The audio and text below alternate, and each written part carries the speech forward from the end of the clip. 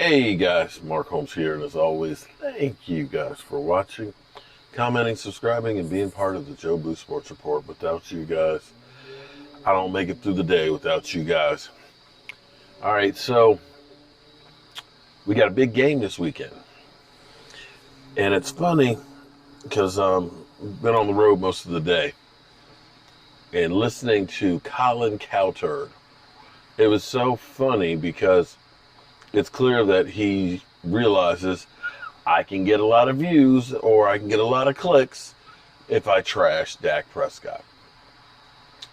And he went through and he was talking about the three big games that Dak Prescott would have. Would be Seattle against Russell Wilson, against Baltimore with Lamar Jackson, and with Arizona with Murray. And he put it out there that in all three of those games, Dak will have numbers, but in the end, he'll always look like the second best quarterback out there. And he seems to forget something, though. This is what was kind of amazing. The last time the Cowboys played Seattle, am I wrong? Wasn't that in the playoffs? Didn't the Cowboys win that game? Didn't they? Am I wrong? Am I wrong about that? I could have sworn that in the playoffs that the Cowboys won. It just amazes me that he's got his top 10 quarterbacks and still has Carson Wentz in that top 10, but yet Dak Prescott isn't there.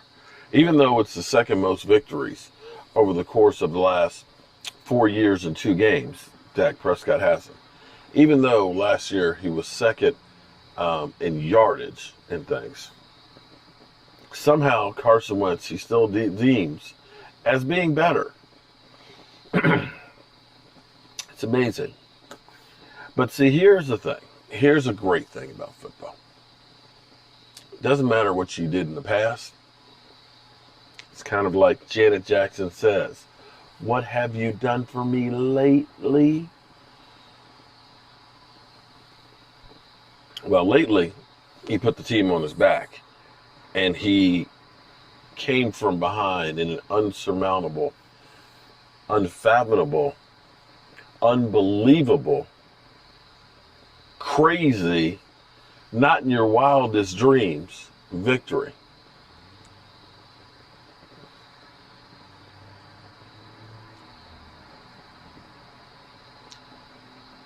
The way this game should go, and listening again, because I was on the road with satellite radio, the betting guys are all saying, take the over. It's 57 points. Take the over. It's going to be a track meet. And we know Woozy is going to be out for several weeks. We don't know if Diggs is going to be able to play. He's a rookie still. And he's got a hurt shoulder.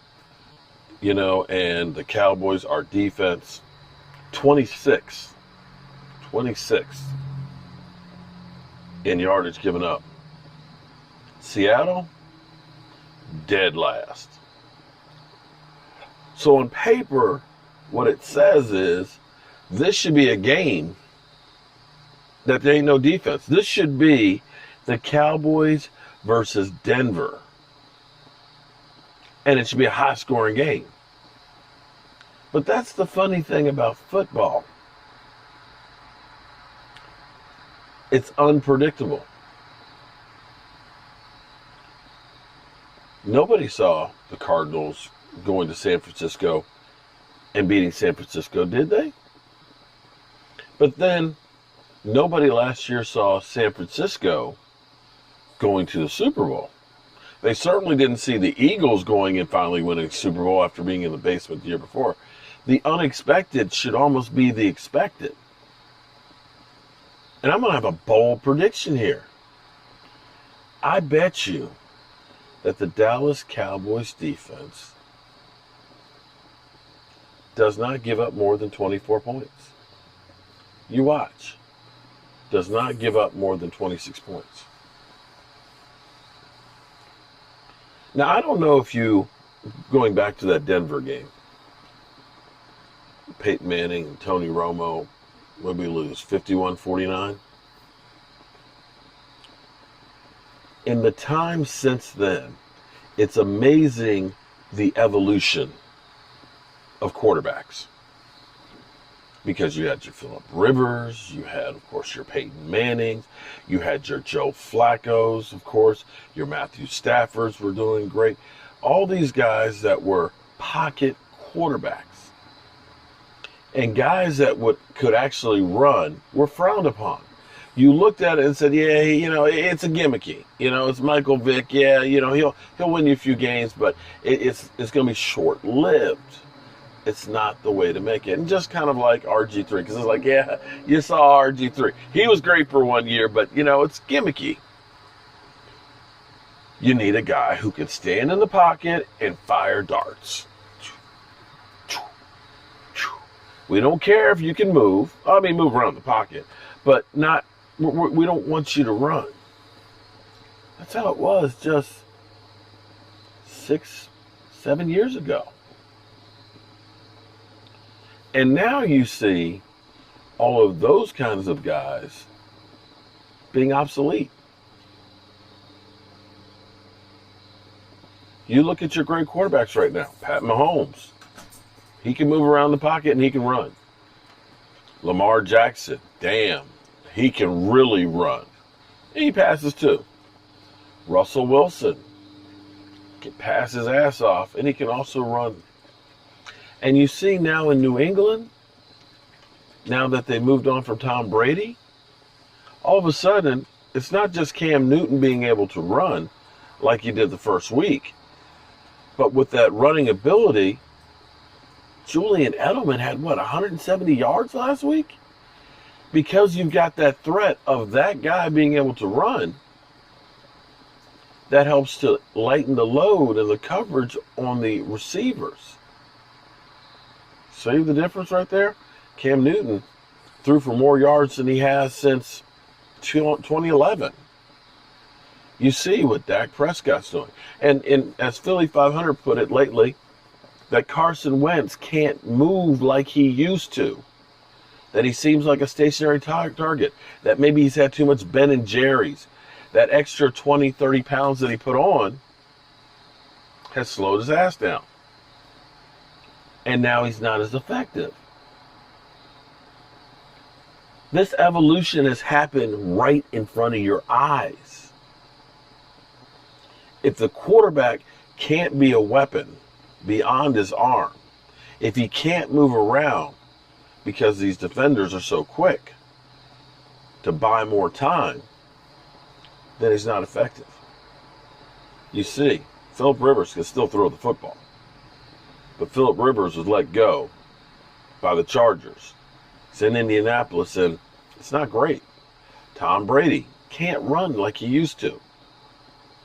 Well, not that he ever ran, but being a just straight-up pocket quarterback, not quite as effective there in Tampa Bay without the mad scientist, Bill Belichick. And now you're seeing even Drew Brees looking mortal. The evolution has happened right in front of you. And you're fortunate that you got a guy who's part of that revolution. Dak. He's not crazy about running. He doesn't say, hey, I'd rather run than throw the football. No. He's selective with it. But he can when he needs to. And when he's used in play action and they move the pocket, when they bootleg, the guy's phenomenal.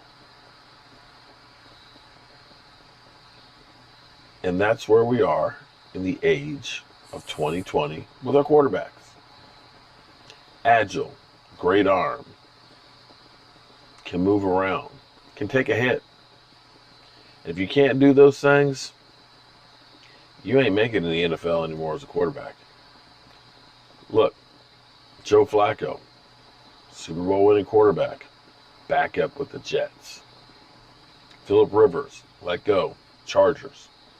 Not doing great with the Chargers. With the Colts. Matthew Stafford. Yeah. It happens. All right, y'all.